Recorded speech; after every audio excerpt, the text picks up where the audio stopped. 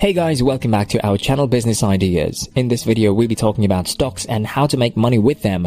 But before we begin, be sure to subscribe to our channel so you never miss out on our latest uploads. Now, without further ado, let's begin with today's video.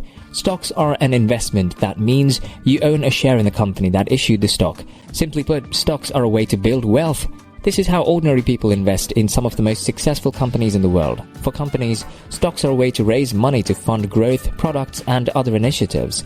When you buy the stock of a company, you're effectively buying an ownership share in that company. Does that mean that you can sit next to Tim Cook at Apple's next shareholder meeting? No. But in most cases, it does mean that you get a right to vote at those meetings if you choose to exercise it. There are two main types of stocks, common share and preferred shares. The term equities is synonymous with common shares because their market value and trading volumes are many times larger than those of preferred shares.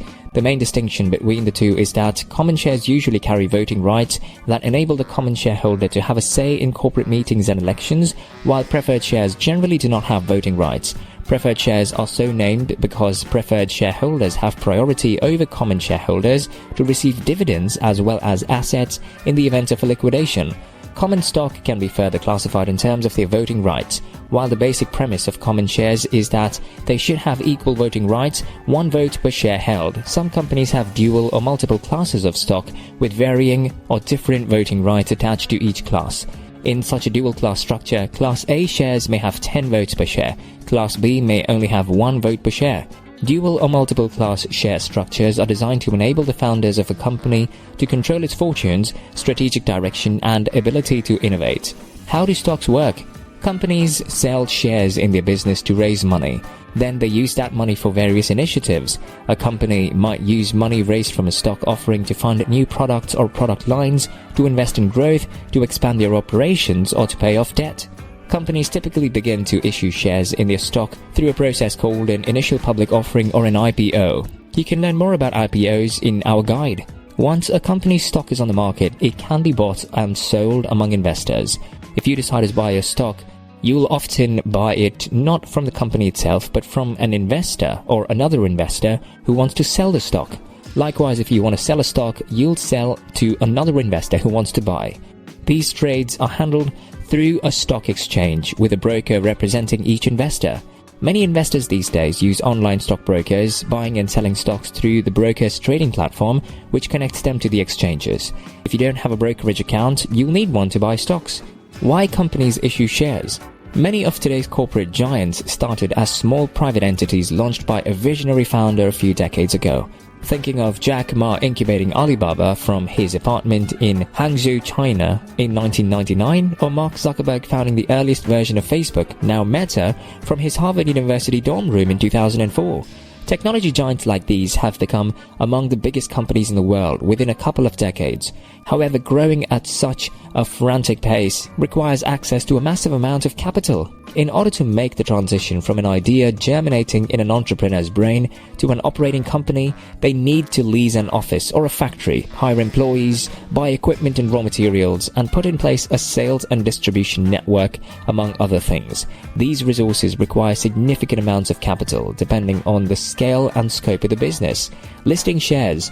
When a company establishes itself, it may need access to much larger amounts of capital than it can get from the ongoing operations or a traditional bank loan. It can do so by selling shares to the public through an initial public offering. This changes the status of the company from a private firm whose shares are held by a few shareholders to a publicly traded company whose shares will be held by numerous members of the general public.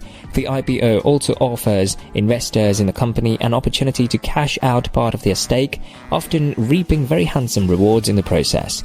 Once the company's shares are listed on a stock exchange and trading in it commences, the price of these shares fluctuates as investors and traders assess and reassess their intrinsic value.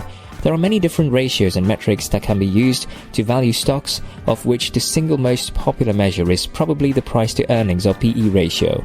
The stock analysis also tends to fall into one of two camps: fundamental analysis or technical analysis. How share prices are set.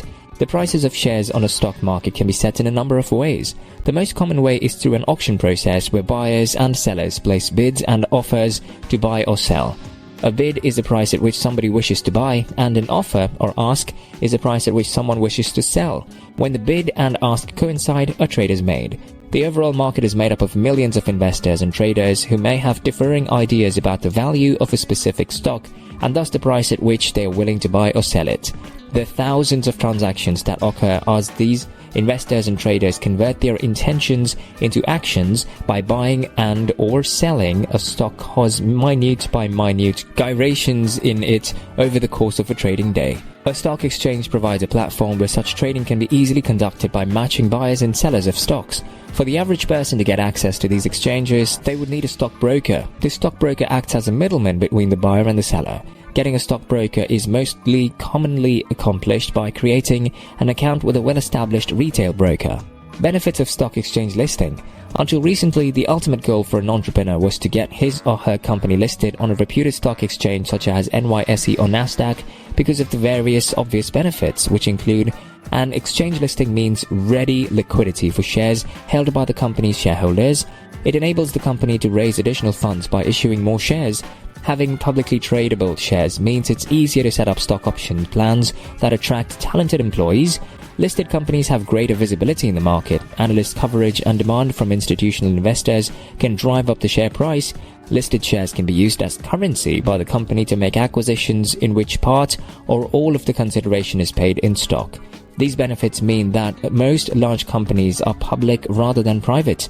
Very large private companies such as food and agriculture giant Cargill, industrial conglomerate Koch Industries and DIY furniture retailer IKEA are among the world's most valuable private companies, and they are the exception rather than the norm. Stocks are shares of ownership in publicly traded companies. Companies issue them on stock exchanges to raise money, at which point investors buy and sell them based on their potential to grow up in value and pay dividends. Buying and holding stocks can help you grow your wealth and reach your long-term financial goals.